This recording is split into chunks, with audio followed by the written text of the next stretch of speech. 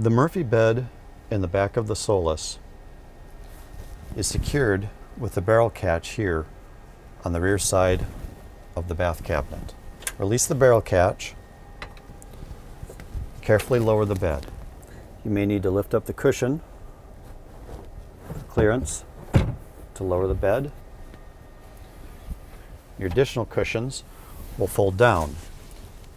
You'll note a small amount of interference for the cushions to fit tightly.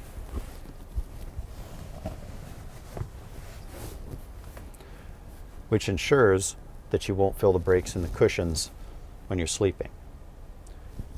Sheets for the bed can be fitted queen-size sheets, fit around the central cushions. To raise the bed back up,